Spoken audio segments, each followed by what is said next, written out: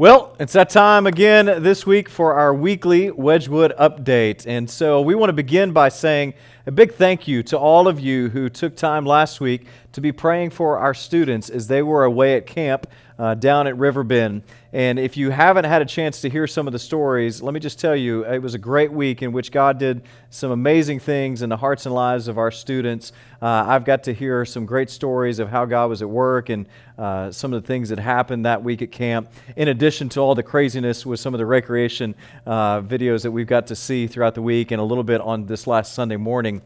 And so just a big thank you to all of you that were praying. Let me encourage you to continue to be praying in the days and the weeks ahead, because as we talked about just this last Sunday, it's important for us to have those moments in which we experience God, but it's also important for us to continue to live out in light of those moments in the days and the weeks coming up into the future. So continue to be praying for our students there. I also do want to say a big thank you to all of our volunteers that helped to make that camp possible. Thank you to those of you that made some of the scholarships available to our students. And thank you for those that took the time to take off from work or from life to be able to join our students and to chaperone and to lead them for such an incredible week. So we're really appreciative of all of the effort that went into making camp such a great success for our students, for our church as a whole. The next thing I want to update you on is this Sunday is a very special Sunday for one of our staff members, Jose Esteban.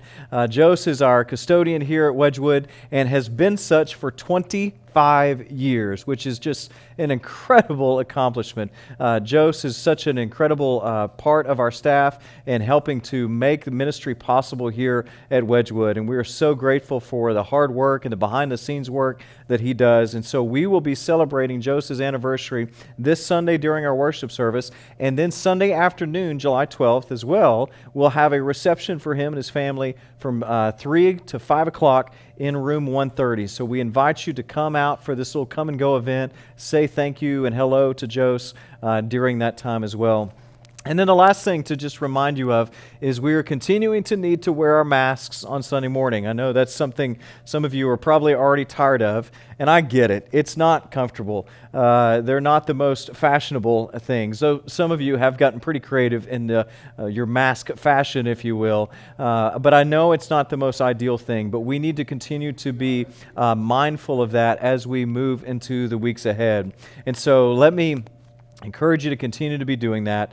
But I know many of you have just elected to go ahead and stay home, either for safety reasons or you don't like the mask or whatever. Know that we still do have our online worship available as well. And we are really appreciative of all of you that have been able to join in online. We're continuing to work to make that a better experience each week. And so we know there's still some little difficulties along the way. We appreciate your patience through all of that as well. And we're thankful for all of you that are choosing to join in, whether it be here in person or online. And we do look forward to the day, hopefully sometime this year, in which we can all be together again in our new sanctuary that's scheduled to be completed later on near the end of the summer, beginning of the fall.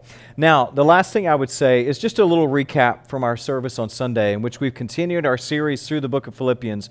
And there we talked about this idea of being grumpy.